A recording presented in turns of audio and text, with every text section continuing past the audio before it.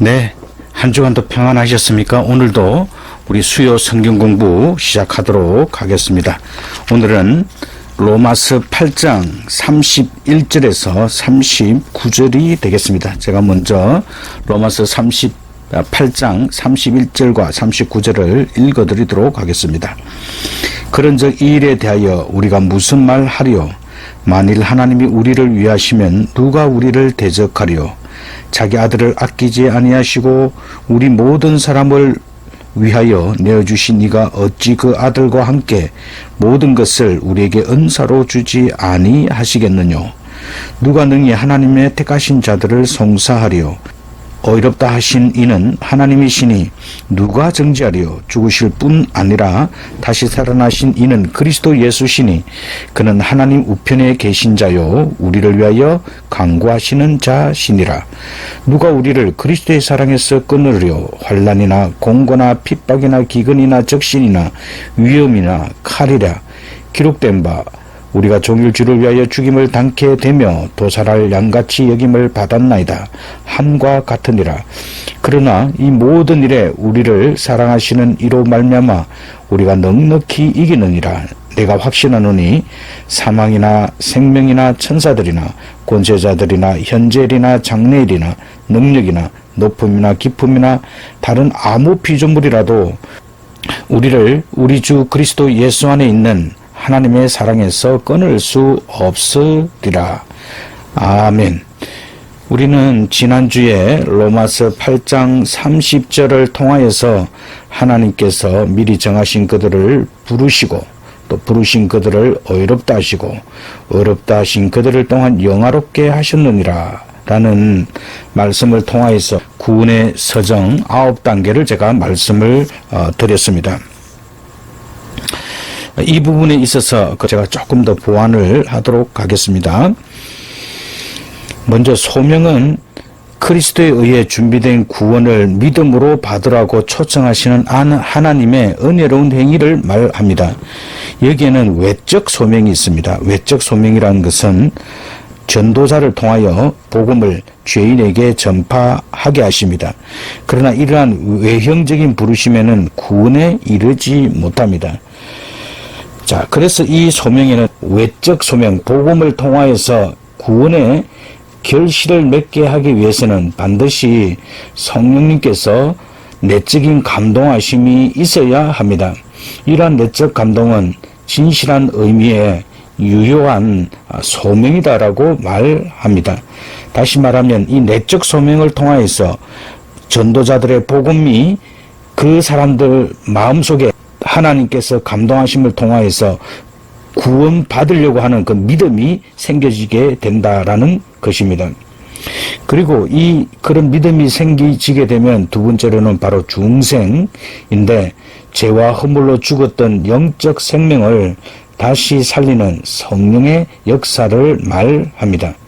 인간은 전적으로 부패했고 전적으로 무능력하기 때문에 하나님의 말씀을 통하여서 이러한 중생의 역사가 일어나게 됩니다. 바로 이런 중생의 역사가 없으면 하나님 나라를 볼 수도 없고 들어갈 수도 없게 됩니다. 우리 사람 속에 하나님께서 새 생명을 불러 넣어서 우리 영혼을 살리시게 되면 우리 인간은 중생으로 생겨난 새로운 성향으로 세상과 죄악을 향하여 살아오던 그 삶을 청산하고 하나님의 말씀에 따라 살려는 새로운 각오를 하게 되는데 바로 이것이 회심입니다. 회심은 하나님께로 전적으로 자기의 삶을 완전히 돌이켜서 돌아오는 것을 말합니다. 여기에 회심의 적극적인 요소와 소극적인 요소가 있게 되는데 먼저 회심의 소극적인 요소는 하나님의 말씀을 통하여서 죄를 깨닫게 되고 지적인 요소이죠. 그리고 자기 죄를 미워하게 됩니다. 이것은 바로 감정적인 요소입니다. 그리고 죄를 버리고 적극적으로 하나님의 말씀에 따라 살려는 그 의지적인 결단을 하게 됩니다.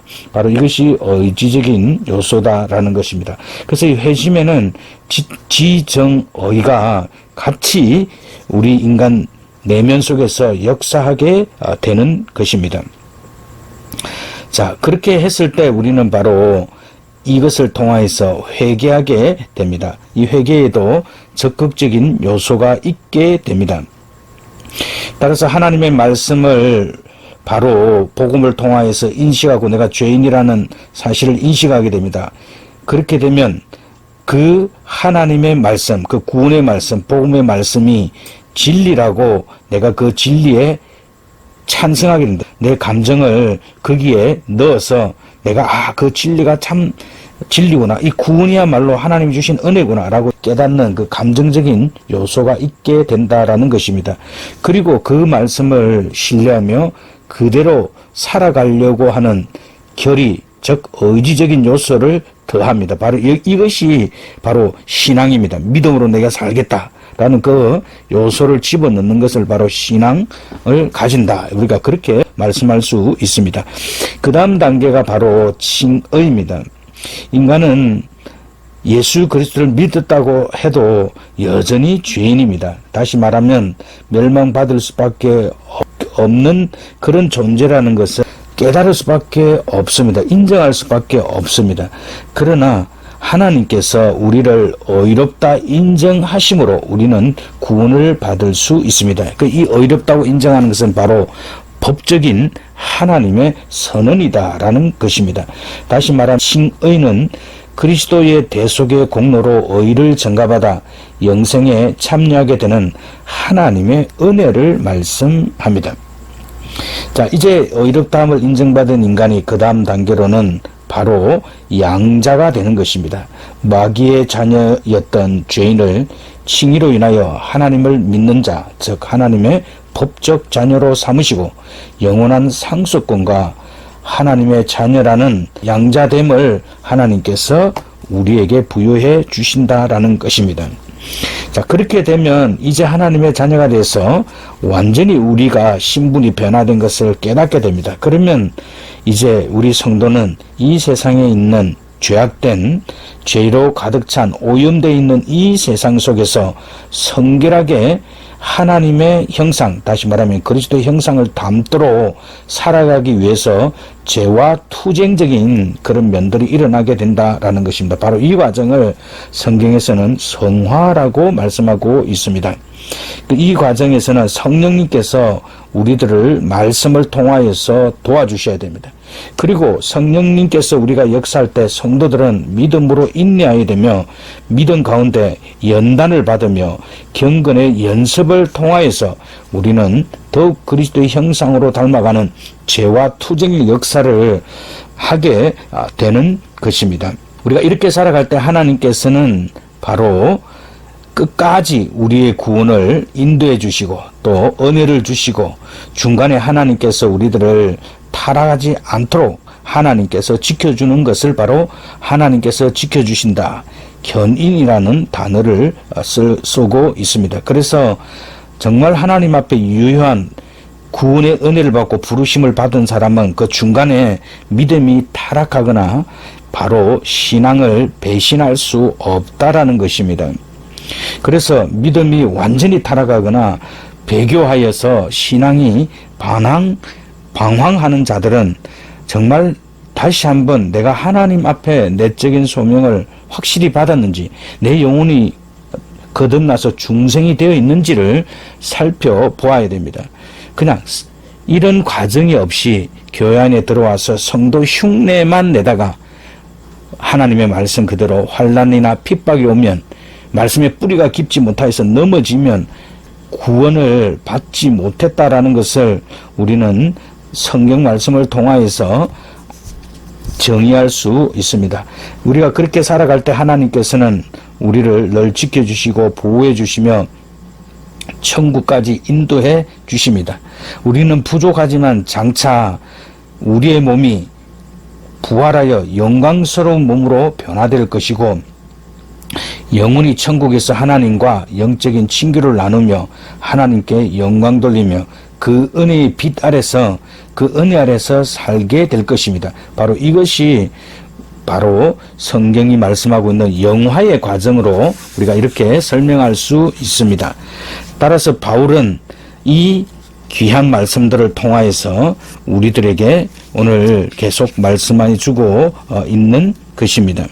그러면서 오늘 31절과 39절에서는 바울의 대선언입니다.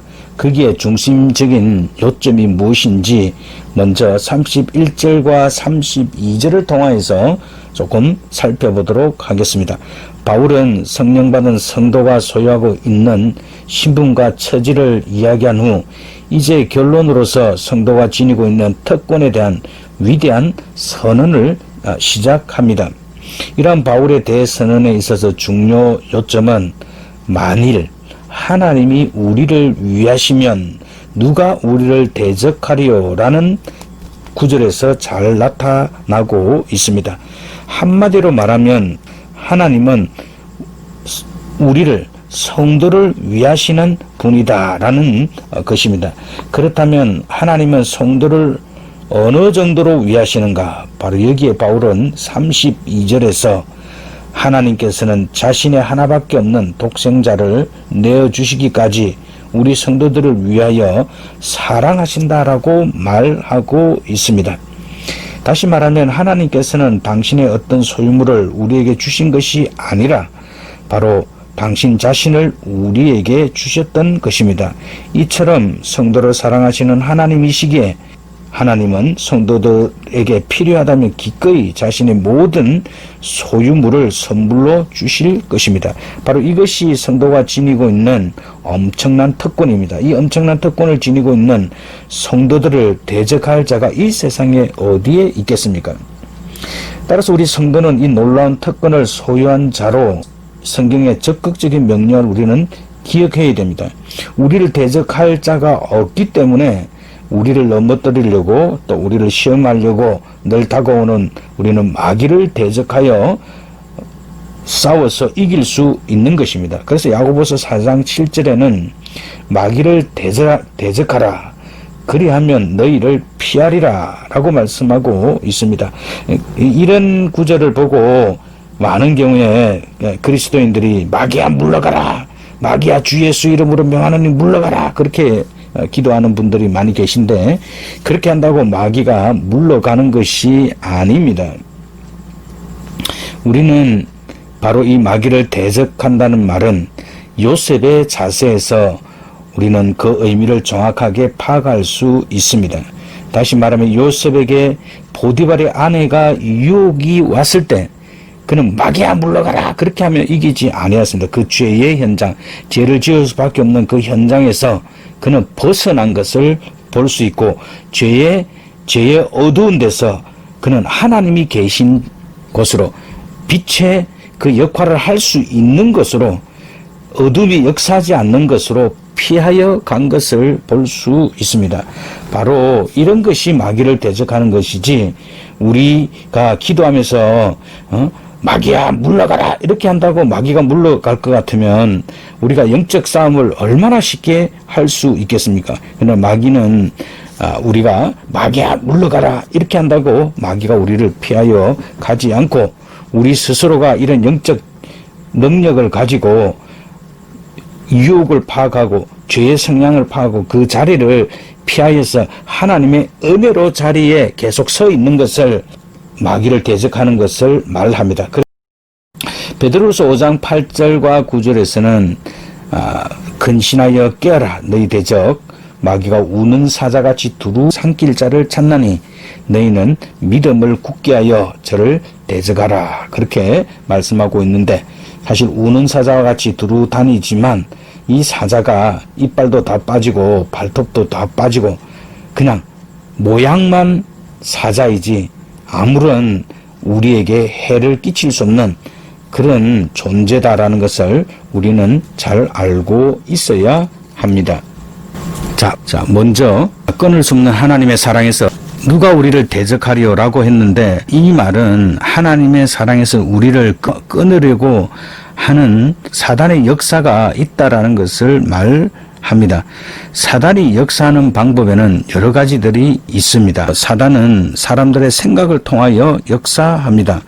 예수님을 팔려고 하는 생각을 가룟 유다에게 사단이 집어넣어 주었습니다. 그 생각을 통하여서 사단이 역사한 것을 볼 수 있습니다. 사단은 마치 공중에 수없이 퍼져 있는 전파와 같은데 그것은 사단이 가지고 있는 어둠의 마음과 생각 그리고 어둠을 행하게 하는 능력을 계속해서 공중에 퍼뜨리기 때문입니다.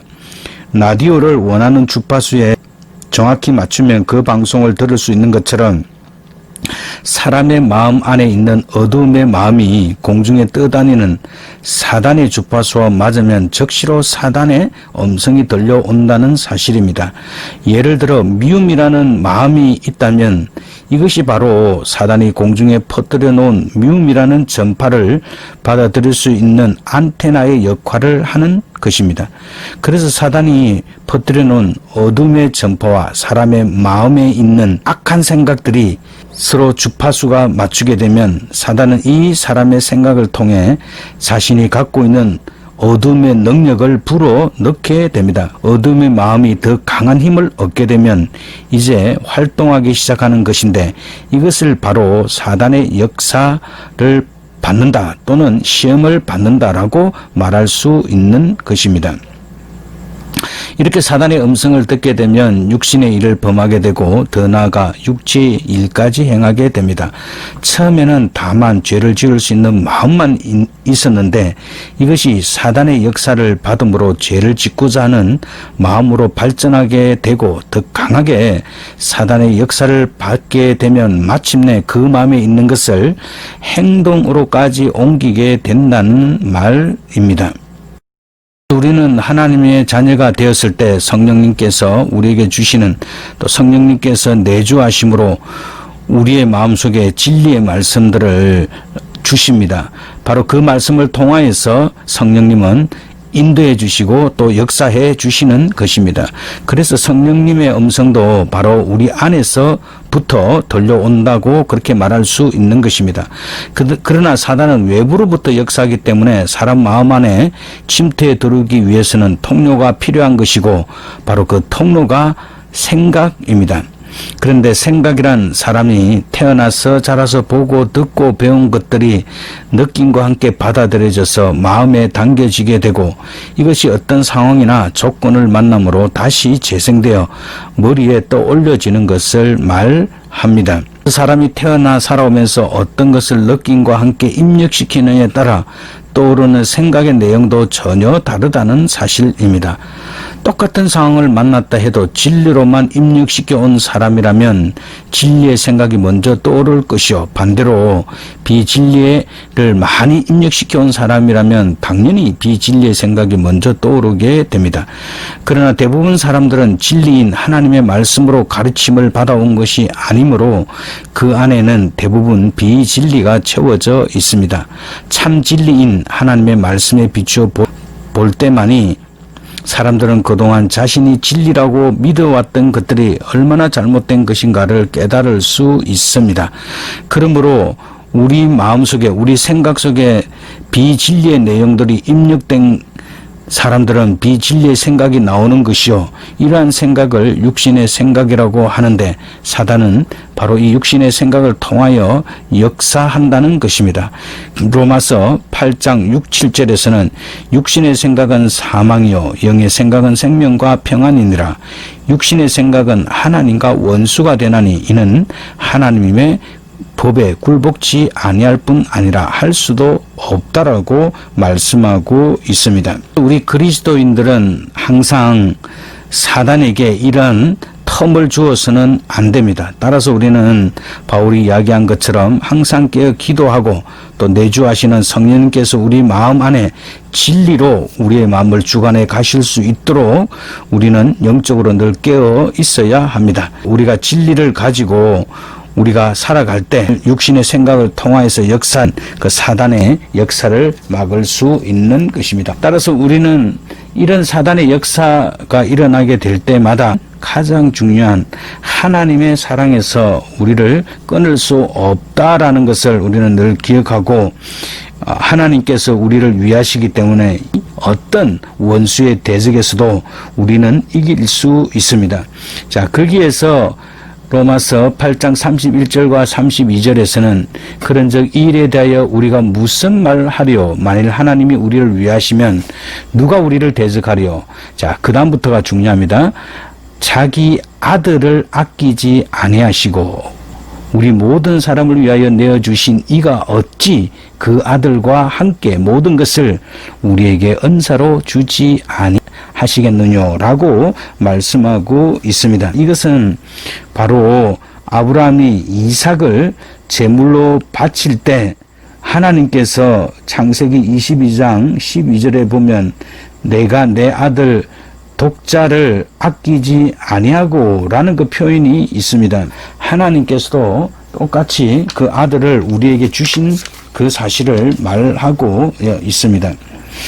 여기에 아들과 함께라는 이 단어가, 이 함께라는 단어가 대단히 중요한데, 아버지는 누구를 지키게 됩니까? 아들을 돌보실 분은 아들을 지키게 되죠. 다시 말해서 우리에게 모든 것을 다 주신 우리도 바로 하나님께서 그 아들을 돌봐주듯이 우리를 돌봐주신다라는 것입니다. 하나님은 바로 우리 편에 서셔서 우리를 도와주신다라는 것을 말씀하고 있습니다. 우리가 이 사실을 늘 확신해야 됩니다. 하나님은 우리에게 가장 사랑하시는 그 아들을 주셨음을 우리는 늘 기억할 수 있어야 합니다. 바로 이것이 영적 전쟁에서 승리할 수 있는 가장 큰 비결이다라는 것입니다.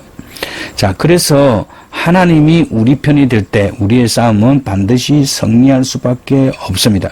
하나님께서 이스라엘 백성들로 하여금 가나안 땅을 정탐하게 하셨습니다.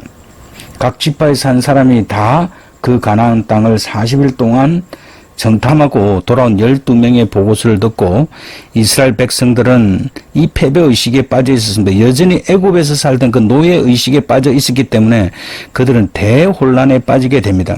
따라서 그들은 밤새도록 통곡하고 다음날 모세에게 달려가 소리를 질렀습니다. 이럴 거면 왜 우리를 애굽에서 불러내었냐? 차라리 애굽 땅에서 죽거나 광야에서 죽었으면 좋았을 것을 가나안 땅에 들어가 원주민의 칼에 죽게 할 이유가 무엇이냐? 아내와 자식들은 다 사로잡혀 종이 될 테니 지도자를 새로 뽑아 애굽으로 도망가자라는 반역이 일어나게 됩니다. 그 순간 모세와 아론은 회중 앞에서 엎드릴 수밖에 없었습니다. 그들은 여전히 애굽에서 나올 때 애굽에서 종살이하던 그 생각에 사로잡혀 있었고 하나님께서 광야에서 그 습관과 습성을 그 종의 의식들을 다 버리라고 했음에도 불구하고 그들은 하나님께서 주신 땅을 믿음으로 바라보지 못하고 다시 애굽으로 돌아가자고 하는 그런 반역이 일어나게 되었다라는 것입니다. 그런데 여호수아와 갈렙이 나서서 자신들이 본 땅은 심히 아름다운 땅이요 젖과 꿀이 흐르는 땅이라 하면서 하나님께서 그 땅을 주실 것이라고 말하면서 힘주어서 말했겠죠. 그 울고 소리 지르는 그들보다 더 큰 소리로 말했겠죠. 그 땅을 여호와께서 그 땅을 주실 것이다. 이게 얼마나 위대한 선언입니까? 그러면서 여호와를 거역하지 말라. 또 그 땅 백성을 두려워하지 말라. 그들은 우리의 밥이라 외치는 것을 볼 수 있습니다. 자, 이것이 바로 새로운 땅, 가나안 땅을 바라보는 구원받은 하나님의 백성들이 가져야 될 영적 싸움에서 승리하는 비결입니다. 하나님이 우리 편이기 때문에 우리는 이 영적 전싸움에서 우리는 승리할 수밖에 없다라는 것입니다. 성도에 대한 원수의 대적에게는 첫 번째로는 송사하는 행위 33절, 그리고 정죄하는 행위 34절, 그리고 35절에서는 그리스도의 사랑에서 끊으려고 하는 행위 등으로 나누어지는데 송사와 정죄는 재판에서 이루어지는 순서로서 오늘날의 법정 용어를 말하자면 검사의 기소와 판사의 판결을 가리킵니다. 그리고 그리스도의 사랑에서 끊는다는 것은 판결된 형벌을 시행하는 것에 해당한다고 할 수 있습니다. 그러나 바울은 아무 피조물이라도 우리를 우리 주 예수 그리스도 안에 있는 하나님의 사랑에서 끊을 수 없다라고 말하고 있습니다. 이 송사란 재판의 처음 단계로 검사가 죄의 혐의를 주장하여 피의자를 재판부에 기소하는 절차를 말합니다. 그런데 오늘날 성도들을 대적하는 사단은 하나님 앞에서 그런 일을 행하고 있다라는 것입니다. 요한계시록 12장 10절에 나와 있습니다.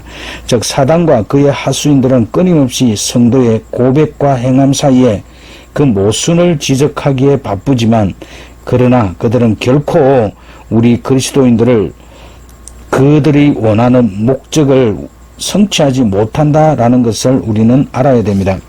따라서 하나님께서는 성도의 죄를 사면해 주신다면 사단의 송사는 헛사로 끝날 수밖에 없는 것입니다. 종교개혁자 마르틴 루터는 실제로 사단에게 못 견딜 정도의 참소를 당한 적이 있는데, 그때 그는 그렇다.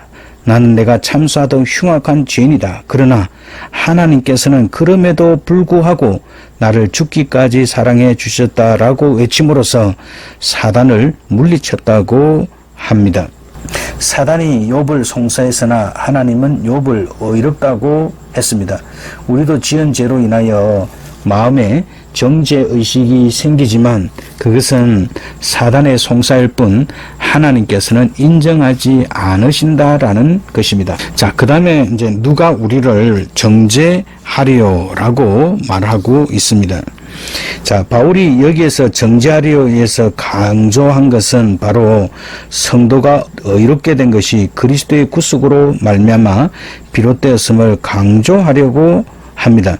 34절 하반절에서도 설명되었듯이 그리스도께서는 성도의 죄를 대속하기 위하여 십자가에 못 박혀 죽으셨으며 성도를 의롭게 하기 위하여 사흘 만에 부활하셨습니다. 뿐만 아니라 그는 지금도 우리들의 자범죄를 인하여 하나님 우편에서 중보 기도를 하고 계십니다. 이와 같이 그리스도의 완벽한 구속으로 말미암아 우리 성도들의 죄 문제는 완전히 해결이 됩니다. 그러므로 하나님께서 성도를 의롭다고 판결하심도 바로 그리스도의 완전한 구속 사역에 근거하고 있는 것입니다. 그러므로 그리스도를 믿고 그의 십자가를 붙들고 있는 성도들은 어느 누구에게도 정죄를 받지 아니합니다. 그러나 우리가 유념해야 할 것은 정죄를 받지 않는다는 사실로 인해 자만하지 말아야 합니다. 우리 자신이 그리스도의 십자가를 붙들고 있으면 그리스도 앞에서 겸손히 무릎을 꿇고 또 하나님 앞에 섬기는 그 자세를 가지고 있는가를 우리는 항상 잘 돌아보아야 합니다. 우리가 이 자세를 잃게 되면 우리는 신앙도 잃게 되고 하나님의 은혜도 잃게 된다라는 것을 우리는 늘 기억해야 됩니다. 우리가 우리의 삶 속에서 항상 그리스도의 십자가를 붙들고 하나님 앞에서 겸손과 무릎 꿇는 자세로 우리가 살아갈 때 하나님께서는 우리에게 날마다 베풀어 주신 은혜 가운데 믿음으로 승리할 수 있게 한다라는 것입니다. 정죄란 바로 판결의 결과로 유죄로 인정되는 것을 말합니다. 하나님께 대한 온전한 믿음이 있으면 죄책감에서 자유로워질 수 있습니다.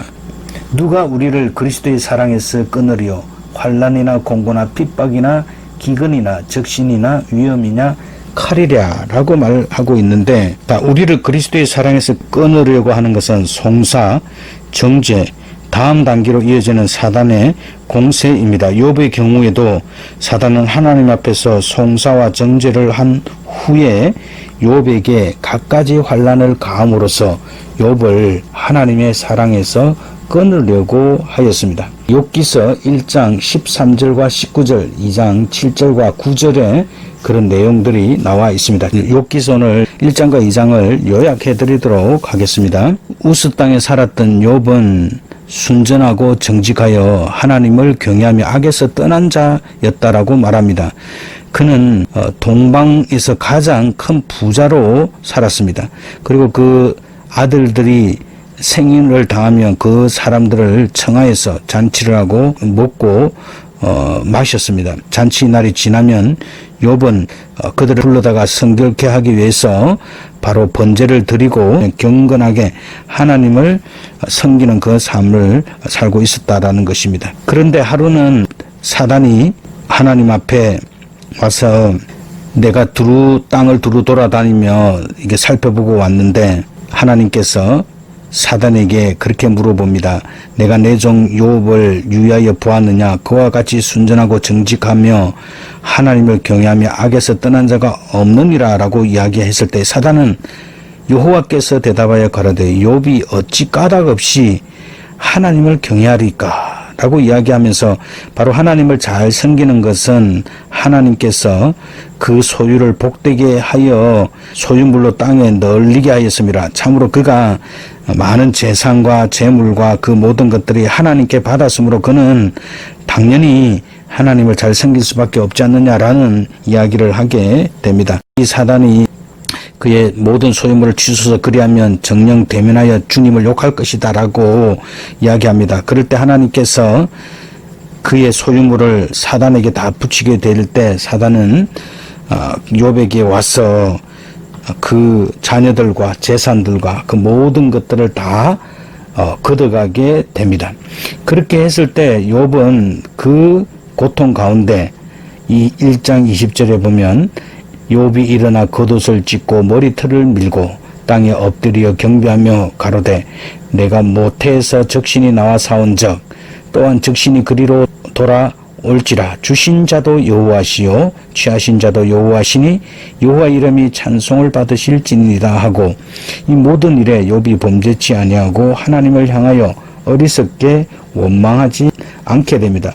그렇게 되었을 때 하나님께서 욥의 순전함을 계속 인정하자 사단은 2장 7절에 보면 욥을 쳐서 그 바닥에서 정수리까지 악창이 나게 되고 욥이 자기의 몸을 제 가운데 앉아서 기와 조각을 가지고 몸을 긁고 있게 됩니다. 그 아내가 그 욥의 그 안타까운 그 상황을 보고 욥에게 차라리 그 믿음을 순전하게 지키기보다는 하나님을 욕하고 죽으라 그런 이야기를 하게 되는 것을 볼 수 있습니다. 그러나 하나님께서는 욥을 결국 그 환난과 시험을 잘 통과하게 하셔서 결국에는 승리하게 하신 것을 볼 수 있습니다.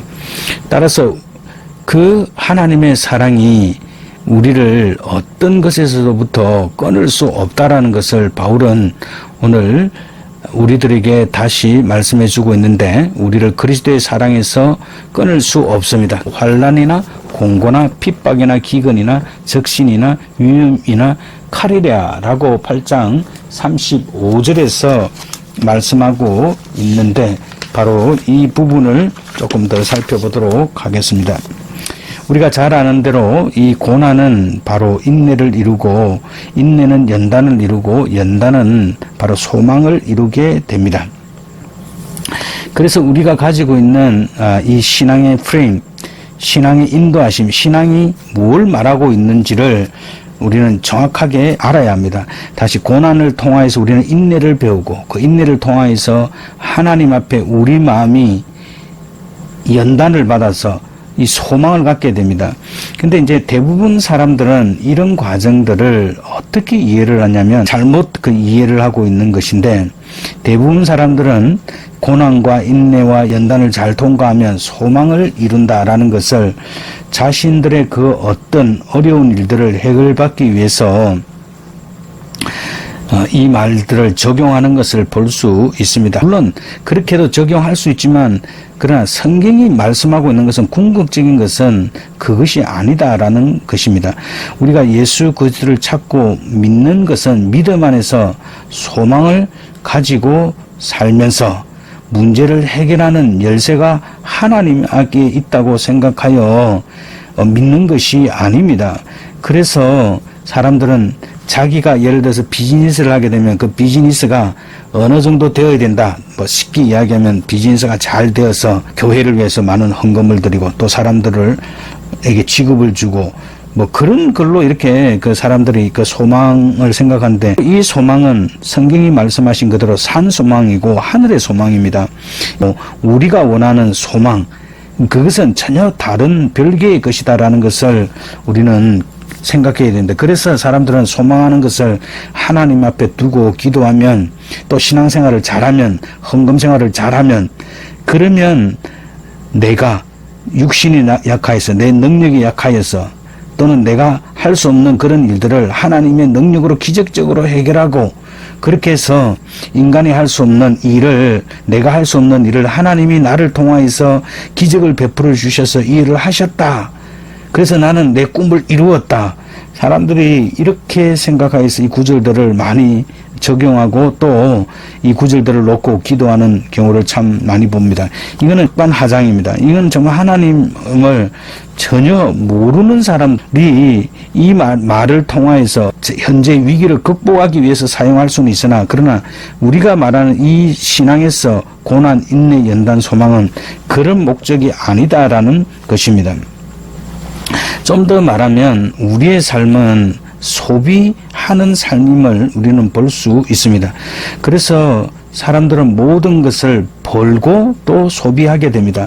우리의 시간도 소비하게 됩니다. 그래서 우리는 무엇을 소비할 것인가? 예수님은 자신의 삶을 십자가에서 드림으로 자신을 온전히 다 우리의 구원을 위해서 소비하신 것을 볼 수 있습니다. 이 육신을 갖고 사는 삶은 하나님의 성품을 나타내기 위해서, 하나님의 일을 하기 위해서, 하나님의 구원 계획을 나타내기 위해서 우리가 이 육신의 몸을 가지고 있다라는 것입니다. 이 육신은 바로 하나님께서 나타내시고자 하는 일들을 위해서 쓰여지는 소모품이다라는 것입니다. 그런데 사람들은 성공으로 이 육신을 포장하려고 합니다. 이 성공으로 이 육신이 잘 포장하여서 내가 아주 멋있는 그리스도인, 내가 신앙생활을 잘하는 그리스도인으로 포장하려고 한다라는 것입니다. 성공적인 삶은 바로 그것이 하나님께 영광이 되는 것이 아닙니다. 진정한 성공이라는 것은 바로 그 삶을 통하여서 하나님을 위해서 소비되는 삶, 하나님을 위해서 마음껏 드려지는 삶, 그 구원의 은혜가 나타나고 구원의 영광이 나타날 때 바로 그 삶이 제대로 된 삶이다라는 것입니다. 우리의 궁극적인 소망은 자신의 영화를 위해서 사용하는 것이 아니라 살아있는 이 삶을 통하여서 하나님을 나타내는 그 소망을 가지고 살아야 된다라는 것입니다. 그렇게 이 소망을 갖고 살게 되면 무엇입니까? 우리가 이 땅에서 생명 있는 자로, 하나님의 생명을 가지고 사는 자로 하나님을 위해서 드리게 될 때 바로 우리는 죄의 종이나 육신의 종이 되지 않고 하나님께 드려지는 의의 종이 된다라는 것입니다. 십자가가 무엇입니까? 바로 예수님 자신을 드러내어서 하나님의 사랑을 나타내었습니다. 우리도 마찬가지로 우리의 삶을 통하여서 하나님의 사랑을 나타내게 될 때 우리가 원하는 궁극적인 소망인 부활의 소망을 향해서 우리가 계속 갈 수 있다라고 그렇게 정의할 수 있습니다. 연어에는 DNA가 있는데, 그래서 이 연어의 DNA는 반드시 자기가 태어난 곳으로 돌아가려고 하는 그 회귀의 본능이 있다라는 것입니다. 만약에 연어 자체가 헤엄을 쳐서 자기가 태어난 곳으로 간다고 하면 그건 아마 불가능할 것입니다. 그리고 그 자기가 태어난 곳으로 돌아와서 알을 놓은 후 그는 죽게 됩니다. 바로 이것이 연어의 본성이고 그가 생명을 가지고 있는 존재 이유입니다. 연어는 그렇게 살다가 죽게 되는 것이 하나님이 그 속에 생명을 불어넣어준 궁극적인 목적이다라는 것입니다. 그래서 우리 그리스도인들도 마찬가지입니다. 그리스도인들도 바로 부활의 소망을 가지고 사는 것입니다. 이 부활의 소망 때문에 우리에게 고난이 있게 되고, 또 부활의 소망이 있기 때문에 인내하게 되고, 또 부활의 소망이 있기 때문에 우리가 더 거룩한 사람으로 하나님 앞에 부활의 영광을 갖기 위해서 연단의 과정들을 갖게 되는 것입니다. 바로 그런 사람들은 이 산 소망, 부활의 소망, 영원한 생명을 가지려고 하는 그런 사람들은 이 세상의 삶을 그 부활의 소망의 아래 두고 밑에 두고 살아가게 됩니다. 우리는 성공이나 어떤 내 꿈이나 어떤 욕망을 위해서 사는 것이 아니다라는 것입니다. 이것을 제대로 깨달아야 됩니다. 이것은 우리가 바로 부활이라는 이 산 소망이, 부활이라는 궁극적인 하나님의 생명을 받는 이 소망이 우리의 삶을 이끌어가도록 내어두는 사람이 바로 그리스도인들이다라는 것입니다. 그래서 오늘 바울은 누가 우리를 그리스도의 사랑에서 끊으리요라고 말하고 있는 것입니다. 환난이나 공고나 핍박이나 기근이나 적신이나 위험이나 칼이, 이 부활에 대한 영원한 이 소망이, 이 모든 것들이 우리를 끊을 수 없다라는 것을 이야기해 주고 있습니다. 그 달리기를 하는 사람을 보면 거의 불과 10한 5초 그 이내에서 이루어지는 그 짧은 기간이지만 자신의 온 힘을 다해서 달립니다. 그리고 그 달리기가 다 끝나고 나면 숨을 막 헐떡거리는 것을 볼 수 있습니다. 그 힘들고 어려운 과정들을 왜 참아냅니까? 그들이 가지고 있는 목표가 있기 때문입니다. 그 목표를 좋아하고 그것을 이루는 것이 자기들의 궁극적인 소망이기 때문에 힘들고 어려워도 그 달리기를 멈추지 않고 결승점을 바라보고 자신의 그 소망을 이루는 것을 볼 수 있습니다. 우리도 마찬가지입니다. 이 달리기 선수가 모든 인내와 그 자기와의 그 싸움, 그 연단에서 이기고 궁극적인 결승점을 통과하듯이 우리 그리스도인도 우리가 가지는 이 궁극적인 소망은 바로 그리스도처럼 살다가 부활의 온전한 소망을 이루는 것을 말합니다. 우리의 소망이 땅에 있는 성공적인 삶을 위해서 우리는 존재하지 않습니다. 자, 여기서 우리가 다시 한 번 더 환난에 대해서 살펴보면, 환난은 모든 종류의 고통이나 손실을 의미합니다. 공고라는 단어는 내면으로 당하는 공경 또는 불안, 걱정을 말하고, 핍박은 부당하게 폭력으로 고통받는 상태를 말하며, 기근은 바로 굶주림과 가난입니다. 그리고 적신은 헐벗음과 수치입니다. 그리고 위험은 사람과 자녀로부터 당하는 예기치 못한 피해를 말하고, 칼은 세상 사람들의 무력, 정치적인 권력이라든지 아니면 그들이 가지고 있는 우리보다 높은 지위를 이용하여서 우리를 공격하는 것을 말합니다. 사단은 이 모든 것들을 환난이나 공고나 핍박이나 기근이나 적시나 위험이나 칼을 통하여서 우리를 위협한다라는 것입니다. 바로 이것이 7가지의 어려움이다라는 것입니다. 7가지 그 어려움이 오는 것은 우리에게 예수 그리스도를 믿기 때문에 당연히 오는 이 어려움입니다.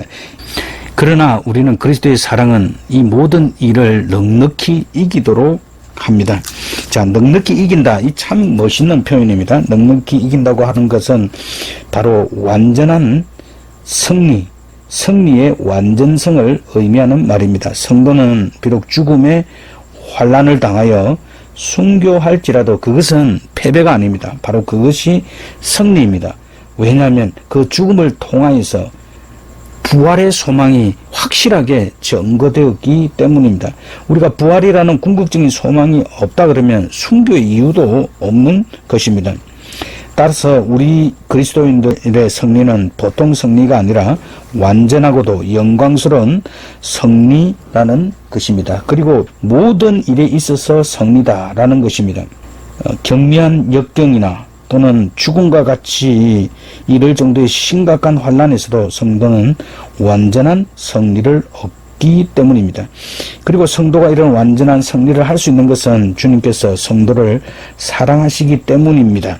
바로 이것이 주님께서 우리에게 베풀어 주시는 그 사랑은 십자가에서 확정된 사랑이며 지금도 계속되는 사랑이며 앞으로도 영원히 계속되는 사랑이다라는 것입니다.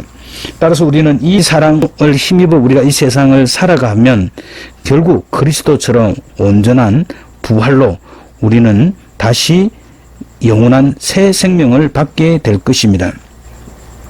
성도는 환난을 받아 죽었다고 할지라도 사실은 늘 살아 있는 것입니다. 천하의 영웅 호굴도 무기력하게 죽음 앞에서는 바로 어찌할 바를 모르고 자기 죽음 이후에 그 세계가 불안하니까 무덤을 화려하게 만들어서 자신들이 언젠가는 다시 살아날 것을 그렇게 꿈꾸고 있는데, 그러나 그것은 이루어지지 않는 헛꿈이다라는 것입니다. 그러나 우리의 꿈은 바로 성도로서 하나님께서 우리를 온전케 부활하여서 그리스도의 온전한 생명으로, 영원한 생명으로 우리를 살게 하실 것입니다. 자, 이제 마지막으로 이제 오게 되었습니다. 38절과 39절인데, 자, 그 어떤 피조물이라도 우리를 향하신 하나님의 사랑에서 끊을 수 없느니라. 마지막으로 바울은 모든 피조물이라도 우리를 우리 주 그리스도 예수 안에 있는 하나님의 사랑에서 끊을 수 없으리라 라고 선언하고 있습니다. 참으로 이것은 정말 말로 형용할 수 없는, 그 이겨본 자만이 선언할 수 있는, 그리스도의 그 사랑을 받아본 자만이 선언할 수 있는 가장 위대한 사랑의 선포라는 것입니다. 자, 바울은 마지막으로 이야기했던 것이 바로 그 9가지 사망이나 생명이나 천사들이나 권세자들이나 현재일이나 장래일이나 능력이나 높음이나 깊음, 그 어떤 것도 하나님의 사랑에서 끊을 수 없다라고 말합니다. 사망이 무엇입니까? 사망은 육체로 사망케 하는 세력들을 말합니다. 생명은 위의 사망을 강조하기 위한 대조법적인 표현으로 말씀하고 있으며, 천사들은 하나님의 명령을 수행하는 존재들입니다. 권세자들은 성도를 대적하는 악한 영들의 세력들을 말하며, 현재일은 현재 역사하는 모든 세력들을 말하고, 장래일은 미래에 역사할 모든 세력들을 말합니다. 능력은 천사, 권세자들과 같은 영적 존재를 말하며, 높음은 지상, 하늘에 있는 모든 세력, 깊음은 지하, 물속에 있는 모든 세력들을 말하고 있습니다. 이와 같이 어떤 세력도 성도에 대한 하나님의 사랑을 끊을 수 없다라고 바울은 대선언하기까지 오늘 1장부터 8장까지의 그 말씀에서 총결론적으로 말하는 것이다라고 할 수 있습니다. 자, 이 8장 이 38절과 39절이 바울이 내린 그 결론에 해당되는 그런 이야기입니다. 다시 말하면 이 로마서 서신을 쓸 때 이 등산으로 치면 산봉우리까지 도달한 셈입니다. 앞으로 남은 일은 하나님의 의의 주제에서 수반되는 특수한 문제들, 유대인의 구원의 문제, 9장에서 11장까지, 그리고 그리스도인이 어떻게 살아야 될 것인지에 대한 복음적인 삶에 대한 문제를 12장과 15절에서 논하게 됩니다. 따라서 우리가 로마서의 정상에 올라선 우리는 이 두 문제를 다루면서 이제 하산하게 됩니다. 우리는 그리스도인들입니다. 우리가 하나님의 사랑을 힘입어 살아가는 사람들입니다. 우리는 오늘 바울이 우리에게 이야기해 주었던 하나님의 사랑에서 어떤 것도 끊을 수 없다라고 선언했던 이 세상의 모든 총체적인 이 세력들이 우리를 죽이려고 해도 우리는 결코 죽을 수 없는 그 죽음을 뚫고 일어서는, 왜? 그리스도의 부활의 생명이 우리에게 있기 때문에, 우리의 산 소망이 하나님 앞에 있기 때문에, 우리의 부활의 영원한 소망이 우리를 기다리고 있기 때문에 우리는 이 모든 과정들을 인내하며 승리해 나갈 수 있는 것입니다. 자, 이제 기도하도록 하겠습니다. 살아계신 하나님 아버지, 오늘 로마서 8장의 말씀을 통하여서 우리 그리스도인이 승리의 비결은 하나님의 사랑에 늘 잡혀 있을 때 가능하다라는 것을 보았습니다. 하나님, 우리가 하나님의 사랑을 떠나서는 결코 이길 수 없고, 하나님의 사랑을 떠나서는 우리의 존재 가치가 있을 수 없다라는 것을 우리가 이 말씀을 통하여서 다시 한번 배웠습니다. 아들을 아끼지 아니하시고 우리들을 위해서 그 아들과 함께 모든 것을 주셨던 그 하나님의 사랑을 우리가 다시 한번 살펴보았습니다. 하나님, 우리를 궁극적으로 돌봐주시며 눈동자같이 우리를 지켜주시며, 하나님 아버지, 우리가 결코 이 세상의 싸움에서 실패하는 것이 아니라 우리는 궁극적으로 승리할 수밖에 없다라는 것을 우리는 배웠습니다. 하나님, 우리가 이 영적 싸움에서 그리스도의 사랑을 힘입어서 우리가 늘 이길 수 있도록 주님께서 도와주시고, 이 그리스도의 사랑 안에 있는 자는 이미 승리한 기울어진 운동장에서 우리가 싸우는 삶임을 우리가 다시 한번 고백하며, 우리를 이기게 하시고 우리를 궁극적으로 하나님께서 이루실 그 부활의 영원한 소망을 향하여서 우리가 믿음으로 살아갈 수 있도록 주님께서 도와주시옵소서. 참으로 이 부활의 소망을 가지고 이 세상을 이기며 죄를 이기며 하나님의 사랑에 끊을 수 없음을 우리는 늘 노래하며 감사하며 그 은혜 아래 살아갈 수 있도록 주님께서 도와주시옵소서. 우리가 이런 그리스도의 큰 사랑을 받게 하시고 늘 기쁨과 사랑 가운데 하나님 세상 권세도 이길 수 있는 능력과 은혜를 주신 하나님 앞에 다시 한번 감사를 드리며 우리가 넉넉히 이기게 하시는 그리스도의 사랑 안에서 승리할 수 있도록 주님께서 도와주시옵소서. 감사합니다. 예수님의 귀하신 이름으로 기도드립니다. 아멘.